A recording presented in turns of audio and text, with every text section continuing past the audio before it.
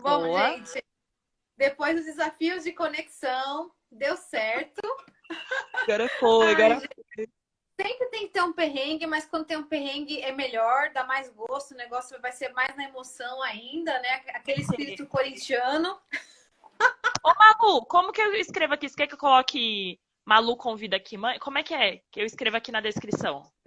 Tem como fixar o comentário, ó. Eu posso colocar aqui, ó, o Manda tema, que e eu aí fixo. você pode fixar o meu comentário.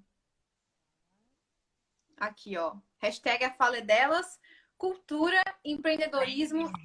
Aí, ó, fixado. Para quem for entrar, gente, esse Pronto. é o tema da nossa live de hoje com a Kimani maravilhosa. E é um quadro novo de séries. Eu invento umas coisas no meu Instagram. Eu falo, vou fazer uma série de lives só para falar de tal coisa. Então, já fiz algumas, assim, para falar de educação, para falar da cidade de São Paulo. Eu falei, meu, eu quero fazer uma só com mulheres a gente falar de temas diversos, mas sempre trazendo um pouco da nossa perspectiva no recorte de gênero também.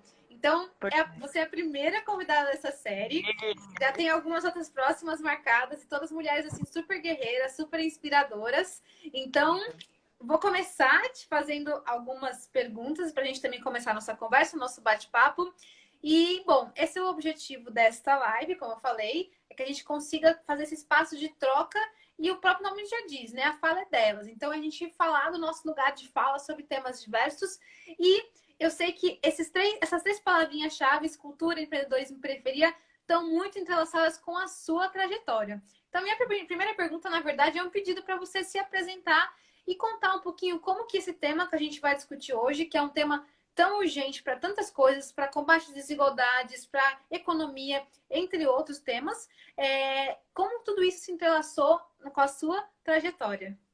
Bom, então vamos lá, para quem não me conhece, eu sou Cintia da Silva Santos, mais conhecida como Poeta Kimani.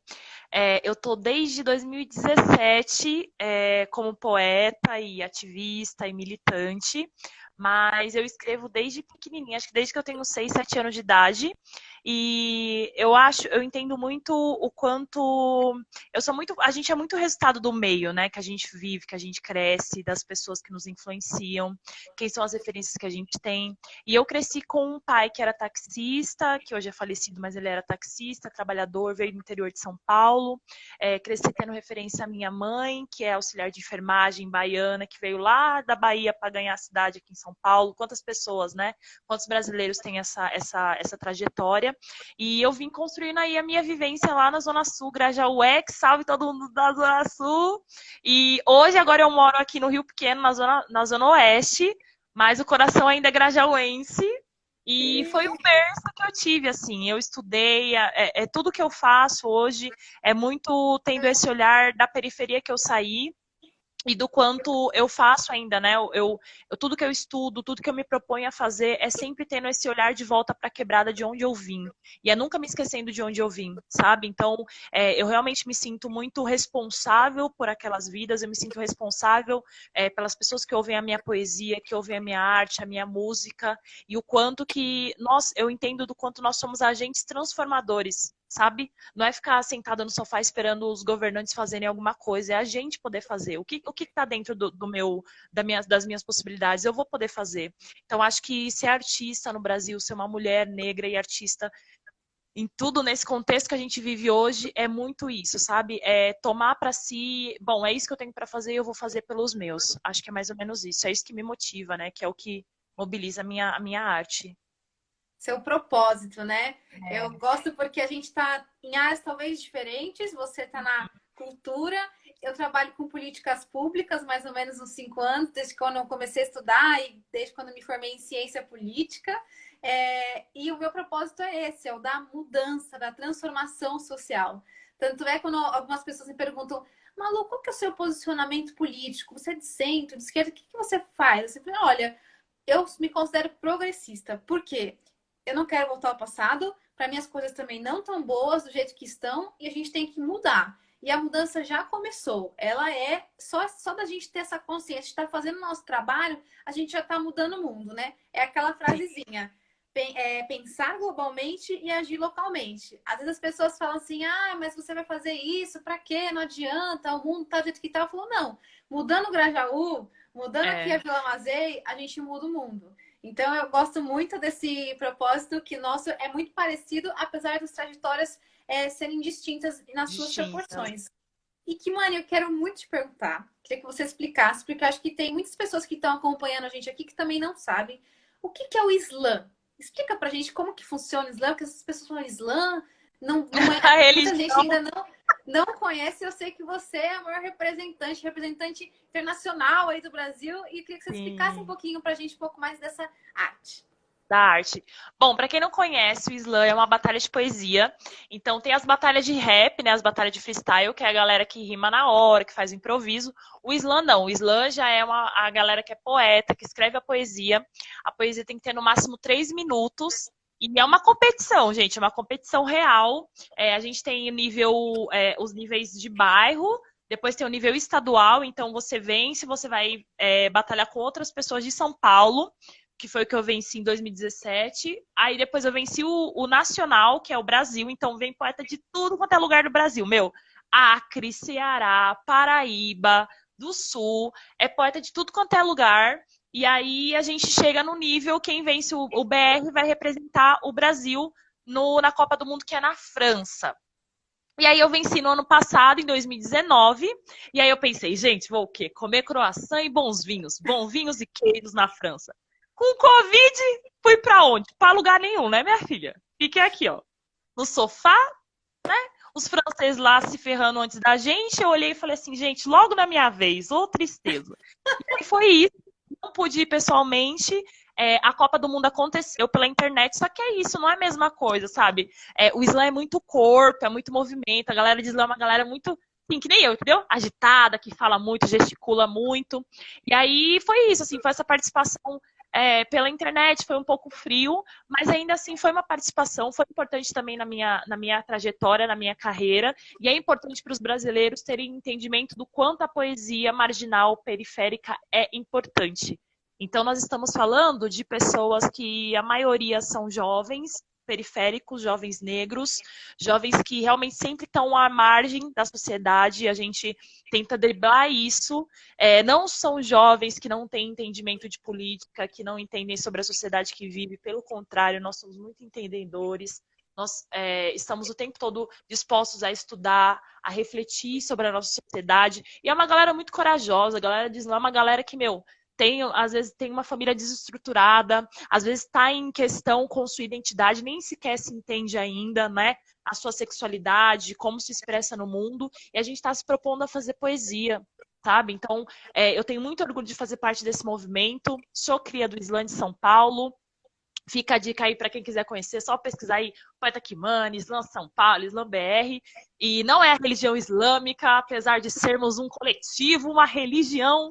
Isso é de vida. A gente se fortalece, a gente fortalece um ao outro. Isso é muito bonito. E eu sou muito orgulhosa, gente. Fica a dica aí, viu?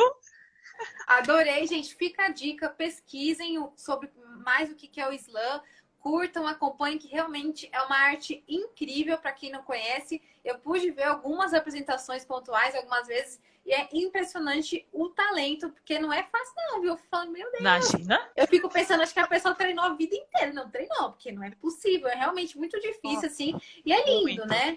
É poesia, sabe? Então, você trouxe uma coisa que eu achei muito bacana, que eu queria puxar já para te fazer uma próxima provocação, uma próxima pergunta. Você falou, poxa, quem que está fazendo slam hoje? São jovens, são pretos, são periféricos, é essa poesia marginal. E e como eu falei, o slam é uma super arte, assim, a pessoa tem que se dedicar muito a isso. Então, basicamente você fala, bom, eu quero seguir essa carreira, vou me dedicar 100% a isso, e não deixa de ser uma forma de empreender numa carreira, assim, né? Então, é aquela coisa do empreendedorismo, que é um dos temas que a gente estava querendo trazer aqui dentro da área da economia criativa, né? Porque geralmente quando você pensa em empreendedorismo, esse palavrão, você pensa geralmente num comércio, num pequeno negócio, alguma coisa, enfim. Mas está ligado super à questão também da cultura e economia criativa, que em São Paulo, sim, bomba. Se eu não me engano, o secretário de Cultura Estadual de São Paulo soltou aí uma pesquisa, deu uma entrevista falando que só nosso estado é responsável por 40% de todo o PIB da economia criativa do Brasil. Então, São Paulo assim, tem uma riqueza cultural enorme e a gente sabe que a periferia tem um papel muito importante nisso. E é o que eu queria te perguntar. Como você falou do caso do Islã, a gente sabe que empreendedorismo hoje tem diversas faces. E a gente sabe que num país tão desigual quanto o Brasil e tão racista, ele também é dividido entre negros e brancos.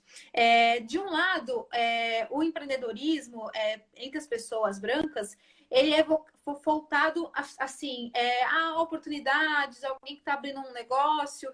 E de um outro lado, empreendedorismo preto e periférico, ele é voltado muito mais a uma questão de sobrevivência. Inclusive, tem um termo novo para falar sobre isso, que é algo que já estava crescendo agora com a crise do coronavírus, com muitos empregos fechando. Tem muita gente assim sendo obrigada a se virar, a abrir o seu próprio negócio, independente da área que seja, e seguir nisso, né? E aí o termo que tem se usado até o afroempreendedorismo. E aí eu queria te perguntar quais os desafios você vê agora com tudo que está acontecendo do coronavírus para esse empreendedorismo nas periferias, das pessoas negras, e como que foi para você, sabe? Essa coisa, poxa, eu vou seguir essa carreira, assim, vou tocar isso. Então, eu queria que você desse um pouco do seu relato pessoal e também explicasse um pouco do que você está vendo aí para o futuro. Eu acho que uma das coisas que a gente pode pensar Grada Quilomba, né, é uma das escritoras mais maravilhosas aí, incríveis. E a Grada Quilomba fala muito que a gente sai desse lugar de objeto e a gente começa a entrar nesse lugar de protagonista, né? Então a gente começa a ser protagonista da nossa vida. Quando a gente entende isso, eu acho que é esse entendimento que a galera periférica tem. Então a gente não quer mais só depender de uma empresa formal, depender de ter um registro em CLT, de trabalhar como PJ, praticamente a galera que apesar de todos os direitos trabalhistas e tudo está em muita contradição nesse momento, mas é uma galera que praticamente vive o dia todo no trabalho.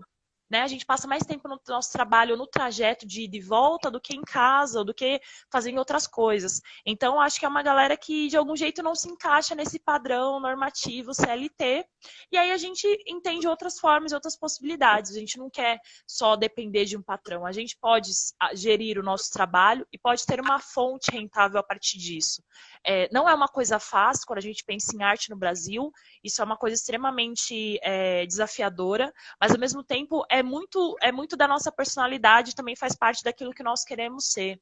Então, eu estou falando a galera de Islã, é uma galera que está muito ligada à literatura. Então, a gente está fazendo... Eu ainda não tenho meu livro, mas a gente está muito ligado nos livros. Então, a galera de Islã é uma galera que faz livro. Se não tem dinheiro para fazer livro e ir atrás de uma editora ou ter esse fomento, faz zine. Então, os zines são aqueles livretinhos pequenininhos, né? E mais acessíveis, até para produzir mesmo, é muito mais fácil. E é uma galera que vive da rua, né? É um movimento. Então, a gente está o tempo todo articulando, a gente está indo nas praças, nos ônibus, nos metrôs. E aí, como que a gente tem vivido, né? Em meio à quarentena? Se o nosso público é o nosso público-alvo, se nós dependemos do movimento da rua, e aí a gente não tem isso, é uma galera que tem tentado fazer isso e essa articulação pela internet. Então, eu vejo muita galera tentando abrir vaquinha online, tentando ter algum fomento e se inscrever em edital e tentando outras formas até tudo isso começar a minimamente passar e ficar um pouco seguro para todo mundo. Mas é muito complicado nessa época. Eu vi muitos artistas, muitos amigos meus artistas tendo muita dificuldade para conseguir empreender nesse momento de quarentena, que está difícil para todo mundo, mas para quem trabalha com pessoas e na rua e no transporte público é muito mais difícil, né? Então, eu acho que é assim como a gente tem tentado trabalhar. Tem agora algumas lives aí que estão sendo pagas, alguns festivais online, né? Tive uma vivência agora no TEDx, que foi a primeira versão do TEDx que foi em drive-in. Então, eu acho que é até uma tendência de mercado, enquanto música, enquanto arte, para os próximos tempos, ter essas flexibilizações de não aglomerar pessoas, mas se aglomerar, tentar fazer isso de uma maneira um pouco mais segura. E eu tenho toda uma trajetória, minha formação toda é em gestão de recursos humanos, treinamento e desenvolvimento, eu sou toda trabalhada na RH, e aí depois começou a não fazer muito sentido isso para mim, e aí eu fui migrando para o terceiro setor, para ser educadora, gestora de projetos. Então, eu realmente vi isso como uma possibilidade. E aí é isso, assim, a gente que trabalha com a arte tem mês que você tem muito e tem mês que, não, que é mais difícil. Quando você se vê como, quando você é uma mulher negra, no mês das mulheres rola muito trabalho e muito evento. Vamos falar sobre ser mulher.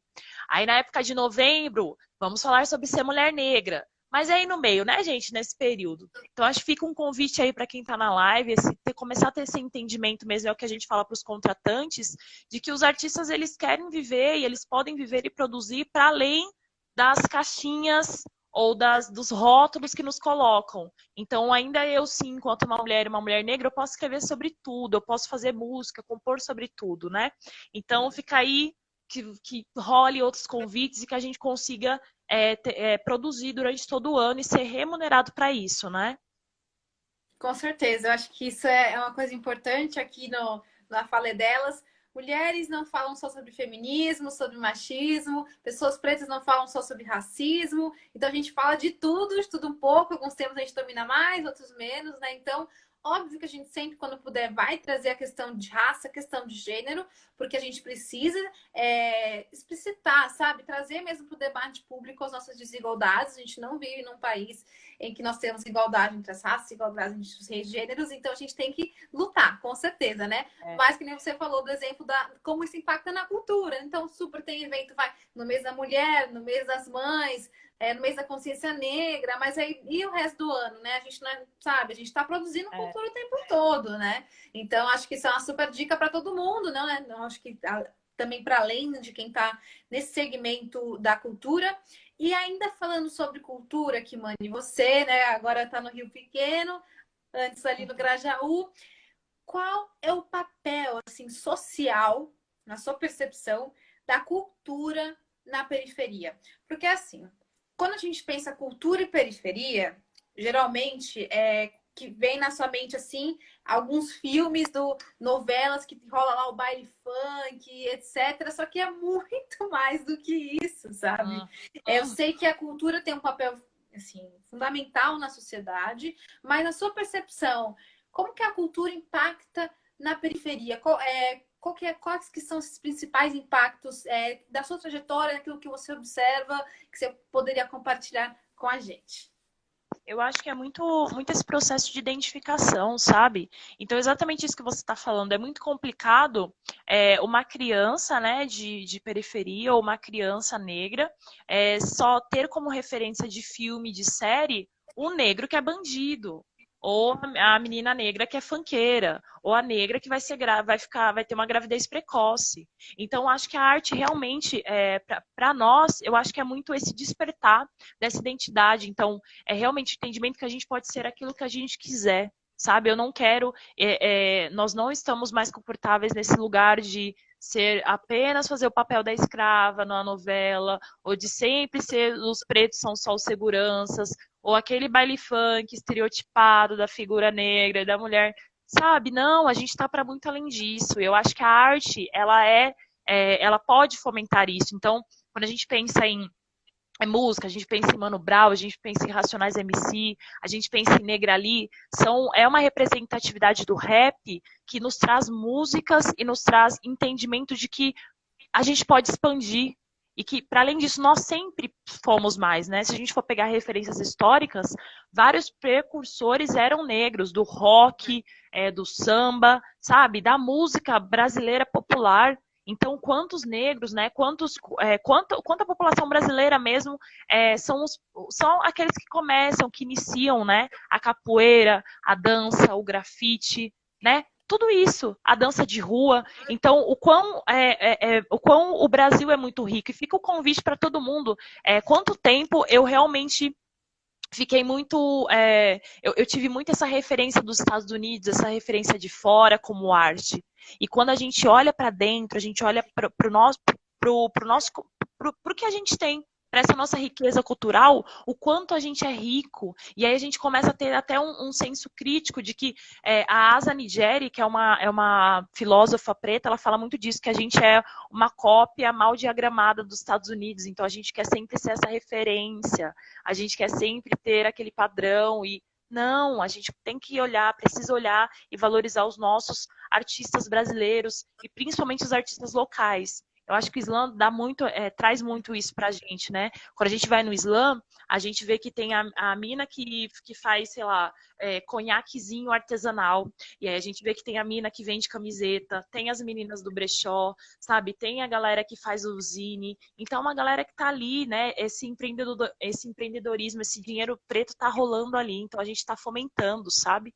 Então, acho que fica o convite aí para todo mundo que tá. Vamos valorizar mais a nossa cultura, né? Que é tão rica. Boa.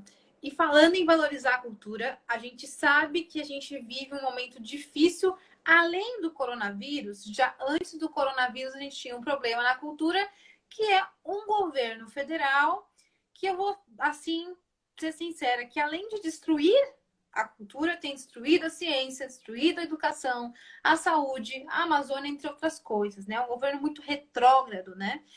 Com pensamento que às vezes eu falo, acho que saiu do século XVII, né? Não passou pelo iluminismo, acho que está preso ainda, né? Às vezes a gente tem essa impressão e a gente sabe que a cultura já estava sofrendo, então o coronavírus continua sofrendo, e se não fosse pela iniciativa da sociedade civil, de toda a classe artística, para mobilizar, para pressionar, dificilmente a gente teria algumas votações que ainda estão caminhando, né, para dar um apoio a esse setor tão importante, não só para a economia do país, mas para o desenvolvimento social, educacional de todo mundo, né? E aí você estava falando um pouco assim, do ponto de vista de quem está acompanhando a gente, quem vai ver essa live depois, de como as pessoas elas podem valorizar mais a cultura nacional e a cultura local também. Mas aí eu queria te perguntar, do ponto de vista, além da sociedade civil, do poder público, então do primeiro setor, do governo e também da iniciativa privada. Qual seria o papel deles na promoção da cultura brasileira, no incentivo aos artistas locais? O que você acha, assim, na sua experiência? Poxa, isso aqui seria legal se tivesse mais, isso aqui não foi tão legal. O que você acha que poderia ser feito ainda demais pela cultura? Eu penso muito nos fomentos, né? Nos fomentos, nos editais. É uma possibilidade que nós artistas temos, né? Enquanto periféricos, enquanto os movimentos em si, né? Os coletivos sempre estão aí muito de olho nos fomentos e nos editais que saem. Mas é isso, assim, é sempre tudo muito escasso, é sempre tudo muito difícil. A gente está falando que a maioria dos artistas mal conseguem ter um computador ou um celular legal para fazer uma transmissão de vídeo, quiçá vai ter um CNPJ, um MEI para poder emitir nota. Então, eu fico pensando muito no quanto todos esses processos são tudo muito burocrático, sabe? Então, às vezes a gente vai se inscrever num edital, tem um edital legal de um fomento à arte na periferia.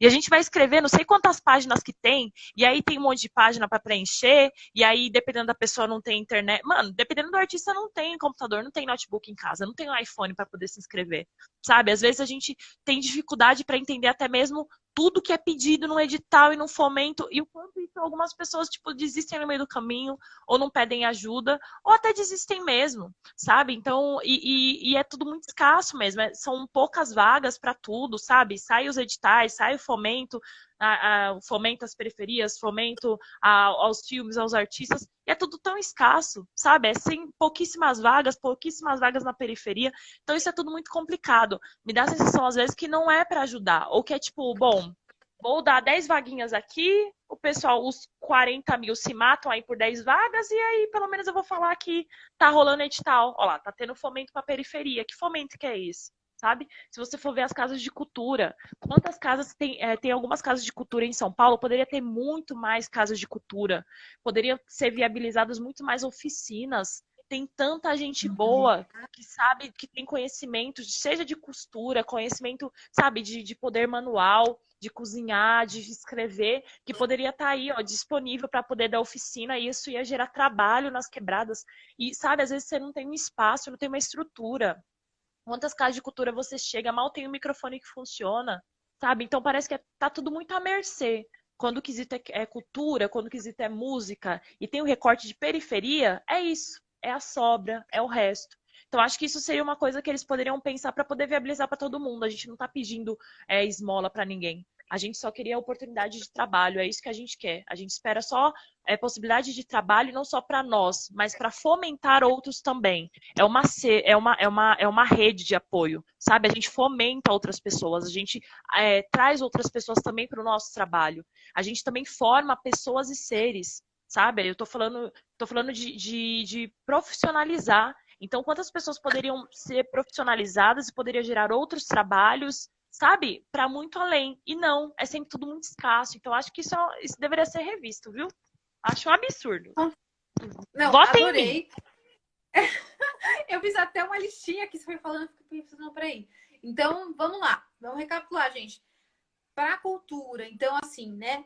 Fomento, ou seja, você ter mais oportunidades, aquela coisa de, lança 10 vagas, tem 40 mil pessoas, 40 mil que se matem e não sabe, você não tá gerando tanto quanto poderia, você está desperdiçando o talento do Brasil, você está desperdiçando a coisa que mais rica teria em qualquer nação, que é o capital humano, né?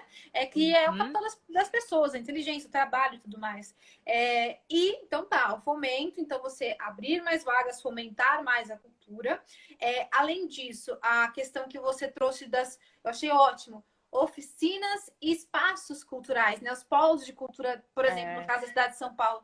Caraca, tem muito pouco, assim. Tipo assim, o ideal... Pensando em São Paulo Não, gente, São Paulo é um país e a coisa tá muito mal distribuída. E assim, eu penso que se pelo menos tivesse um grande polo por distrito, a gente tem 96 distritos na cidade, já seria muito mais. Por exemplo, aqui no meu distrito, que é a região da Vila Mazei de Curuvi, não tem nenhum centro cultural. Tem um próximo no Tremembé, mas já é outro distrito, é um pouquinho e aí distante. tem que ir até lá.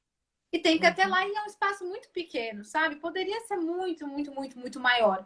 E digo mais, eu vou até incluir mais um ponto aí que você não falou, mas que eu fiquei aqui pensando. Na verdade, é uma coisa que eu já tinha falado há um tempo, da gente aproveitar o espaço das escolas, tanto municipais quanto estaduais, porque as escolas elas não são em tempo integral e também não, assim, mesmo quando elas têm atividade o tempo todo, elas não utilizam o espaço todo da escola. E as escolas municipais, principalmente as estaduais, tem quadra, tem laboratório, tem um espaço assim gigantesco que ele ainda é subutilizado, sabe? Então, eu vejo muito esse espaço escolar. A gente pode pegar até os exemplos dos céus, que são umas super estruturas e que já se abrem, né, para esse tipo de atividades que vão além das aulas, né, da grade curricular.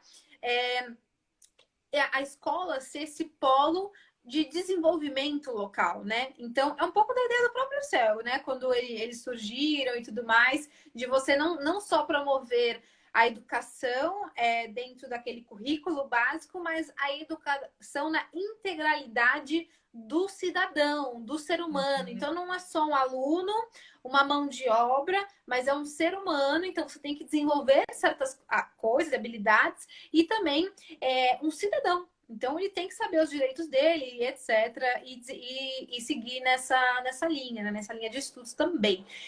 Então, acho que esse seria mais um ponto interessante, falando da questão de a gente multiplicar, assim, nos próximos anos, esses espaços de cultura em São Paulo.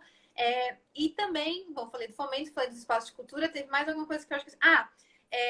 da questão das vagas, né? Que você tinha comentado. E as da vagas, burocracia também. Da burocracia, né? Isso, acho que é isso. A gente fechou, então, 3 propostas, ó. Sim. Fomento, então, mais vagas. A questão em mais espaços para produção de cultura.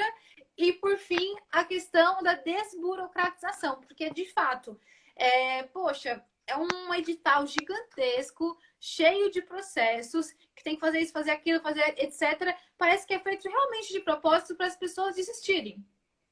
Isso não é para mim. Quantas vezes eu já não tive uma oportunidade de emprego, ou, enfim, qualquer oportunidade que estivesse rolando e que eu desisti porque eu olhava e falava, nossa, isso não é para mim. E, cara, o poder assim, é o papel do poder público não fazer isso, sabe? Promover algo que seja mais inclusivo. Então, parece que justamente é feito para desistir. E Kimani, você já pensou em desistir em algum momento da sua carreira? Com que frequência? Todo o tempo? Não. Não, mas tem. É que tem tem a época que é mais difícil, assim, né? Tem a época que é mais complicada. Nessa época agora do Coronga, nossa, gente, tá muito complicado, porque é isso, né? A gente oscila muito de humor, e aí a gente vai oscilando também, porque né, se a gente pensar que o nosso trabalho é a arte, é o público, e a gente não pode ter aglomeração, galera. A gente tá falando de um slam, de uma final que é o slam que eu tava, que tem mais de 1.500 pessoas.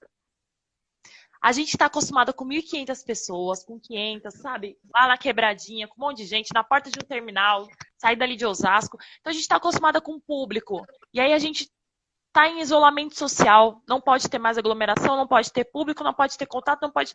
Isso pra gente é a morte. Sabe? É ficar, né? E aí, vou fazer o que agora? Então, eu acho que de todos os anos que eu vivi enquanto artista, essa época do corona foi a pior época, assim. E eu acho que a gente que é artista, a gente tem sentido isso. A gente que é artista é metido a ser mais ser sensível, né? À sociedade, ao tempo, né? Ao ar. E aí, né, nem sempre a gente tá conseguindo produzir, às vezes nem sempre você tá na disposição, às vezes você tá mal, tá desmotivado, quer ficar em cima do sofá mesmo. Então, acho que a época que eu pensei em desistir foi muito agora e, assim, não só da arte em si, mas do Brasil, às vezes, dá essa vontade, né? E uma pergunta assim de curiosidade. Se você fosse fazer outra coisa, o que que você faria? Assim, tipo, eu, por exemplo, hoje eu tô totalmente no meu propósito, que é a política. E eu não sei Tá. o que que eu me vejo fazendo, sabe? E aí eu vejo que você também é o seu propósito, assim, é a sua vida. Você se vê fazendo outra coisa, assim? Se caso você falou, penso em largar, o que que você ia fazer? Seria a formação que eu parei de psicologia. Eu acho Ah, que é o que mais. Eu parei no sétimo semestre, já tava quase acabando já. Aí eu comecei nessa loucura de me apresentar nos slams, minha mãe quase matou, menina. Aí eu comecei, vou ser artistinha, vou ser artista, e pro lado e pro outro. Aí era Freud, era me apresentar, ia me apresentar. Era o Foucault, não sei quem ficava com ele. E aí, quando eu fui ver, eu fui deixando para segundo plano, assim, mas se eu fosse voltar alguma coisa, seria a formação de psicologia, psicanálise, que não deixa de ter esse cuidado com o outro, com esse contato com as pessoas, né? que lindo. Faz muito sentido, sério. Você comentando essa relação de uma coisa com a outra, né? E você pretende voltar futuramente? Pretendo, pretendo. Eu tava até pensando em voltar esse ano, mas aí começou essa loucura toda. Eu falei, vou deixar para ano que vem mesmo, porque agora as opções só tem para voltar online e fazer psicologia online não é muito legal, né, gente? Assim, que nem, né? Bem complicada a formação. Então eu pensei, vou esperar um pouco, vamos ver ano que vem e dependendo de como tiver, eu já volto. E quem sabe me formar também psicanalista aí com o tempo e poder articular aí, poder trabalhar também com a galera. Eu penso muito em trabalhar com a galera em vulnerabilidade social, penso muito com a galera que é adicta, sabe, com dependência de drogas. Eu fiz algumas formações em psicologia forense, então esse lado criminal me interessa bastante, então acho que seria bem legal. A cara Nossa, dela eu amei. Então ela faz slam, psicanalista, ali faz análises forenses, achei já faz os incrível. corpos, tá o corpo do delito, já faz a poesia em Meu cima do corpo do delito, entendeu? Já Deus, essa procura. mulher não existe. Eu achei o máximo. Não, mas eu perguntei porque assim, como a gente pode ser várias coisas, sabe? Eu só fui me interessar por política quando tinha 19, 20 anos. A minha adolescência inteira, eu nunca me imaginei fazendo isso assim, zero, zero, zero, zero. Não tem ninguém na minha Sério. família que faz, que gosta, que fala, nada, zero. E durante toda a minha adolescência, eu comecei a trabalhar muito jovem, assim, de 14 para 15 anos, fazendo bico, fazendo freela aqui também, sempre na comunidade. Você falou brechózinha, lojinha, eu tava sempre ali, costureira e tal. E aí, quando eu consegui meu primeiro emprego como carteira assinada, foi como vendedora de roupas numa loja na Galeria do Rock. Eu sempre gostei muito de Caramba! rock, então foi, nossa, sucesso. Eu tinha 17 anos quando eu consegui. E foi só nessa época que eu comecei a pensar ali na faculdade mesmo. E eu falei, não, eu tenho que fazer uma faculdade. Também meus pais super pressionando, não, você tem que fazer, a gente não fez, você tem que fazer, porque a gente sabe que faz falta e você não, e assim, não tem preço, você tem que investir mesmo. E eu comecei a pesquisar e falei, eu acho que é o único curso que eu me vejo fazendo é moda, né? porque até Uhum. então todas as minhas experiências eram nessa área. E precisou eu sair da Vila Mazei, aqui na Zona Norte, para ir trabalhar no centro, fazer a faculdade que eu fazia na FMU, que ficava na Zona Sul. E eu tinha uma bolsa de Lá no Santo estudo de um projeto. Amaro, Fica no. Não, não, na Vila Mariana, um pouquinho na Vila menos pro sul. Mariana. Um pouquinho Tá. menos. É que a faculdade de moda é lá.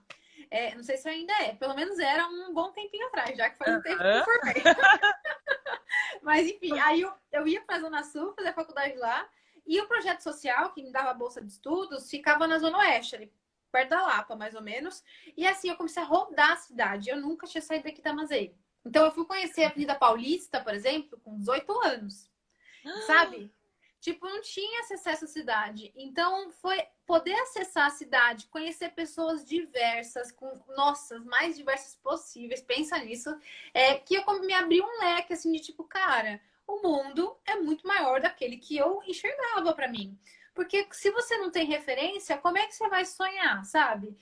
Se você tá na periferia e se seus pais não concluíram o ensino superior, se não tem ninguém na sua família, ninguém na sua comunidade que faz faculdade, que estudou, que de repente é um engenheiro, alguém que quer, sei lá, ser astronauta, qualquer coisa, você não tem essa referência. E a minha Não. referência era que eu ia trabalhar com roupas, com vendas, trabalhar em loja e tal. E aí tendo acesso a outras, enfim, oportunidades, conhecendo uma galera diferente, que eu falei, ah, não, eu posso sonhar em ser outras coisas também. Posso sonhar. E aí eu decidi que eu queria trabalhar com política. E daí Logo ficou. com política. E aí é isso, é tipo essa coisa híbrida, que aí você falou, tem a minha área, assim, super do RH, mas, poxa, quero continuar estudando psicologia, também tô no slam, sou artista. E é um pouco disso, assim, sabe? Eu também fiz moda, e ao mesmo tempo tô na política e também faço outras coisas. E eu acho que é legal trazer isso, assim, o quanto que, né, quanto que as mulheres estão aí super no poder, né, na sociedade, se formando e, assim, super crescendo, e o quanto que a gente precisa falar também de mais oportunidades e mais visibilidade também para o nosso trabalho. Então, eu acho que é super importante fazer isso. E eu tenho uma pergunta para te fazer, que eu fiquei pensando aqui, e eu queria entender um pouquinho mais o seu ponto de vista.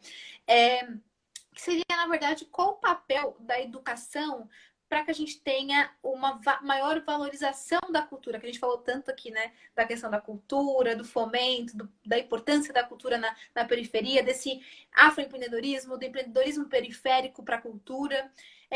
Eu imagino, será que se a gente tivesse essa educação integral, não só integral de tempo integral, mas como eu comentei, na integralidade da pessoa, né? Não só como mão de obra, como aluno, como ser humano e como cidadão.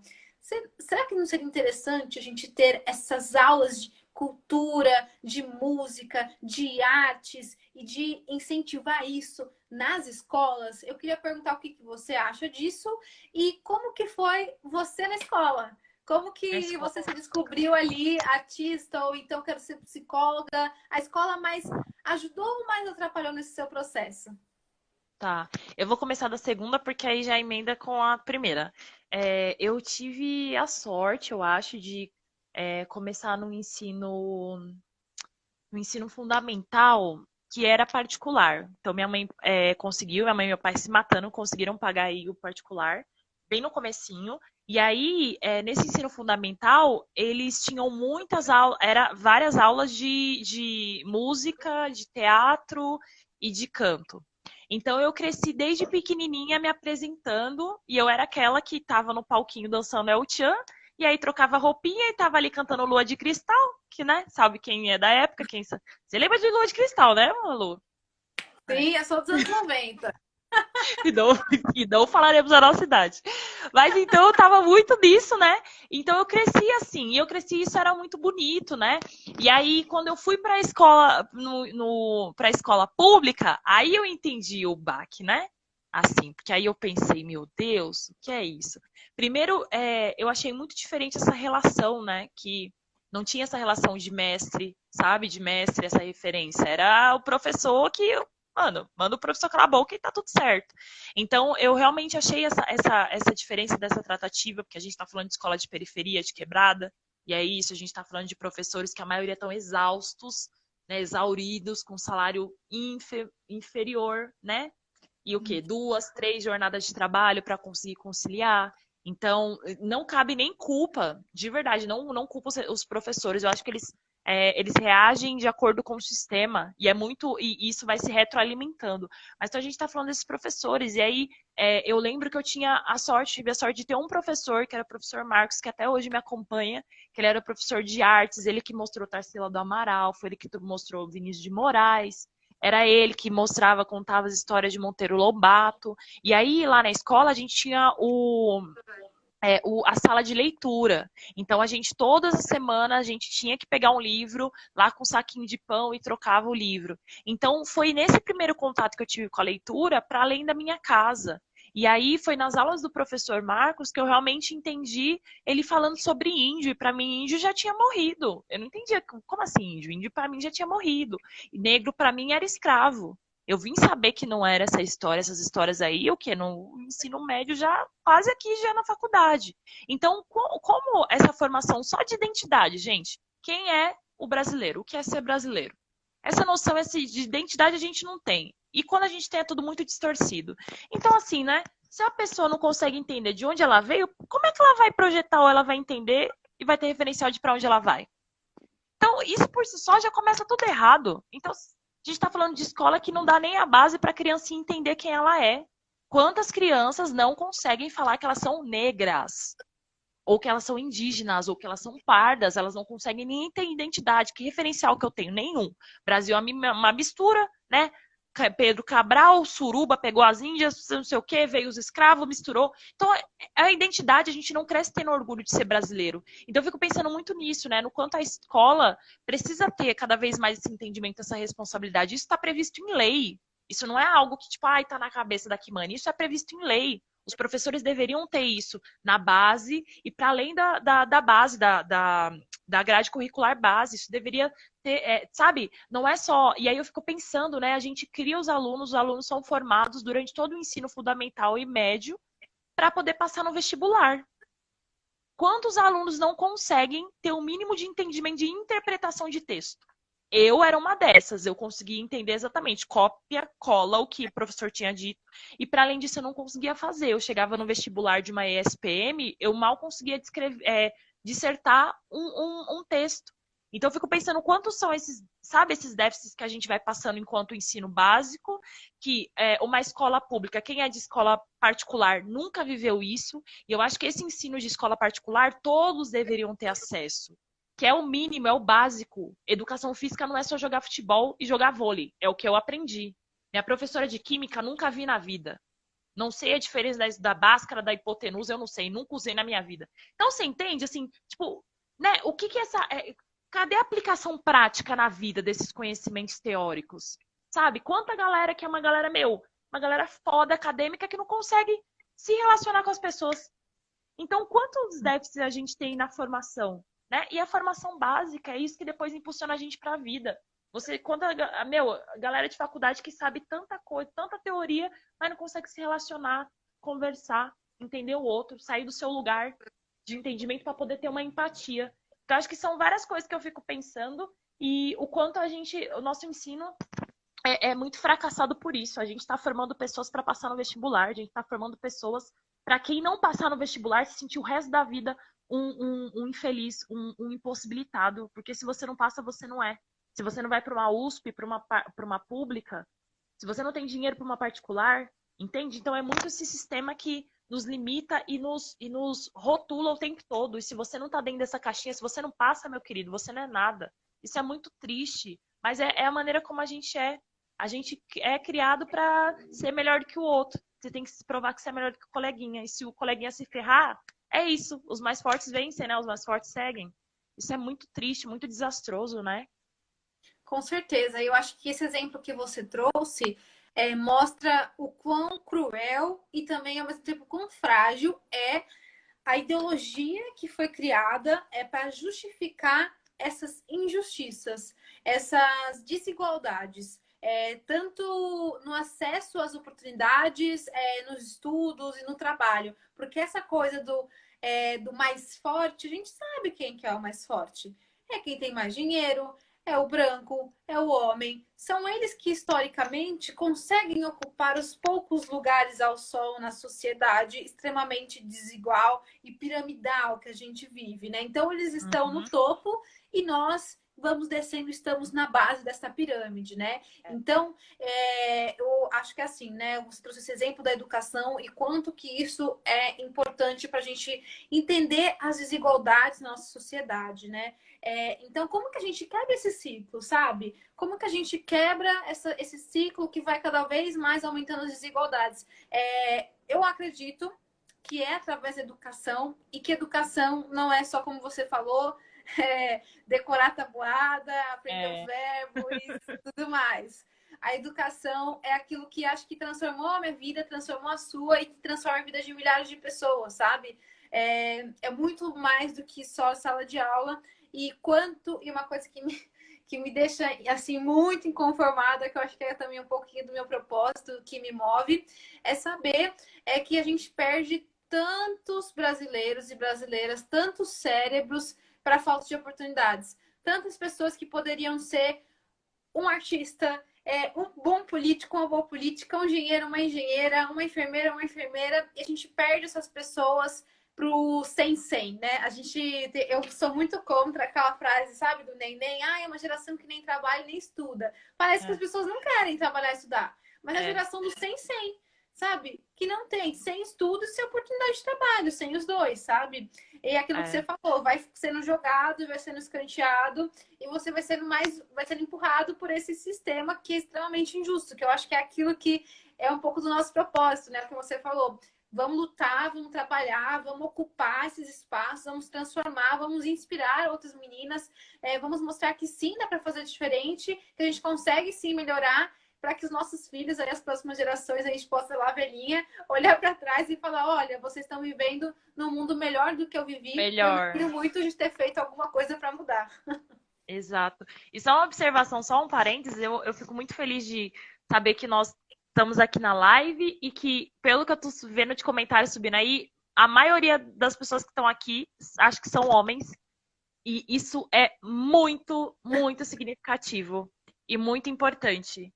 Verdade. Homens ouvindo, parando para ouvir mulheres como nós. Eu acho que isso é muito importante. Nós não falamos só para as mulheres e o diálogo também é aberto aos homens, porque se nós não nos relacionamos com eles afetivamente, nós nos relacionamos, sabe? Nós nos relacionamos com homens, ok? Não estamos aqui contra homens, estamos aqui todos a favor de vocês. Ouçam nós, ouçam. Estou muito feliz de verdade. Isso rola muito no Islã.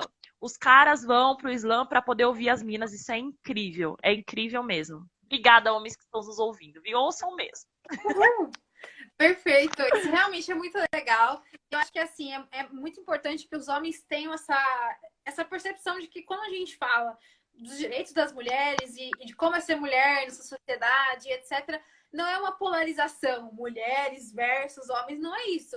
Okay? A gente só está querendo expor, trazer o problema para chamar vocês assim como aliados mesmo nessa causa, sabe? Porque como que o Mani falou, a gente não está querendo excluir, polarizar nem nada, muito pelo contrário, a gente acha o máximo quando a gente tem homens também pelas mulheres, quando você falou, poxa, no Islã a gente vai lá, os homens vão ver as minas ali no palco e tal, É. cantando e tal, fazendo as poesias. E aqui também, a gente está aqui fazendo uma live, a fala é delas, então só mulheres aqui falando sobre vários temas, em especial o nosso tema proposto, né?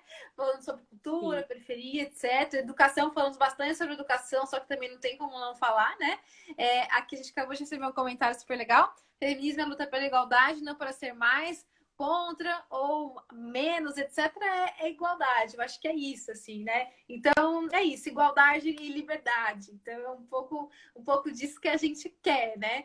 E que, Mari, nosso tempo está acabando, né? Daqui a pouco o Instagram Acabando. desliga a nossa cara. E eu queria te fazer a última perguntinha para a gente encerrar, que é: Tá. quais são os seus próximos projetos? Eu achei o máximo a sua participação no TEDx. Achei o máximo, enfim, né? Você falou, poxa, minha oportunidade de ir para a França, mas achei o máximo que, apesar de não ter dado, né? Chateada, mas achei legal que você participou online e queria que você compartilhasse com a gente um pouquinho quais os próximos passos para a gente poder acompanhar você. Sim. Bom, então eu ia lançar o EP esse ano. Além de poeta, além de tudo isso aí que a gente trocou ideia, eu também canto, gente. Sou compositora, canto. E eu ia lançar esse ano, ia ser meu boom musical. E aí, em decorrência do Covid, meus senhores, não pudemos, né, lançar ele. Vamos lançar ano que vem. Então, os próximos capítulos aí é Kimani enquanto cantora. O EP é um EP todo de música popular brasileira, só MPB, tem os sambinhas também. O EP se chama Fé Refeita. Então, essa proposta, eu tenho uma formação espiritual muito grande, sempre tive esse contato com a espiritualidade, e essa é uma das propostas que eu quero trazer no meu EP, que eu estou trazendo. Então, eu trago o Fé Refeita como essa possibilidade, esse entendimento de que fé que pode ser refeita, né? Que fé que pode ser compreendida, que fé que pode ser modificada, pode ser repensada, né? Então, eu realmente vivi a minha vida toda acreditando num Jesus Cristo, eu ainda creio num Cristo, e hoje eu me entendo enquanto umbandista, e eu bebo do espiritismo, e tudo isso me faz ter um entendimento de outras pessoas, de outras, sabe? Então, eu entendo muito quanto a minha música, a minha poesia, ela emana, e eu estou emanando coisas. É importante que a gente emane coisas boas e coisas positivas, e movimente, sabe? Por meio da palavra, da música, das nossas ações. Então, é isso que eu quero trazer com o EP Fé Refeita, que vai rolar no ano que vem. E acho que é isso. E se tudo der certo aí, Kimani nos vídeos, fazendo histories, dancinhas engraçadas. E quem sabe, uma futura o quê? Comediante também. Porque a gente faz um pouco de tudo, não é mesmo? Eu amei! Então, ela faz poesia, ela vai escrever livro, ela canta, ela pode ser comediante. Fora, ainda a gente não vai esquecer da psicanálise, das psicanálises forenses e tudo mais. É muita coisa, moleque. Como a gente aguenta, moleque? É tudo. Gente, as mulheres não são desse planeta, não. Olha, eu vou te falar, a gente dá um trabalho, a gente é impressionante a nossa Sim. força. E Kimani, muito obrigada por essa live. Eu amei conhecer você um pouquinho mais, o seu trabalho. Eu acho que você trouxe, enfim, muito conhecimento, muito conteúdo pra gente hoje. Saímos até aqui com algumas propostas, gente, sobre cultura, que eu achei o máximo. Então, adorei mesmo. Muito obrigada. E eu vou te pedir um favor, se você puder salvar esta live no seu IG Stories, eu vou lá, baixo o videozinho e depois eu compartilho não só no meu Instagram, mas também no Facebook, no meu YouTube, no Twitter, compartilho tudo quanto é canto, porque quanto mais pessoas virem essa conversa, participarem e puder contribuir, melhor. Fechou. Agradeço aí o convite. Vou aproveitar que a gente, estamos aqui quase acabando, mas ainda não acabou. Vou dar uma palhinha então para quem quer ouvir um pouquinho. Pode ser? Quem sabe faz ao vivo. Eu não ia pedir, porque eu falei, vai que eu peço, ela não quer, eu levo fora. Imagina, eu tô aqui. E vou então deixar só um trechinho e a gente finaliza. Obrigada, Malu, pelo convite. Obrigada a todo mundo que ficou aqui, que deu uma passadinha. E o trechinho dessa música chama Que Fé é Essa? Se o que o meu peito clama tem cor, tem voz, tem tom, faço o verbo da navalha, maldição em dom. Quem faz isso sou eu, quem não quer mais sou eu. Tive medo do eu, hoje não mais. Se teu povo te chama, sede saciar. Triste apelo é carrego ruim de carregar. Quem faz isso sou eu, quem não quer mais sou eu. Tive medo do eu, hoje não mais. Oxalá, Oxalá, cega a minha vista se outro eu não ver. Vacilo crer num só, se no nós eu não crer. Que festa que cabe um só Deus. Que festa que não salva os meus. Obrigada. Uhul!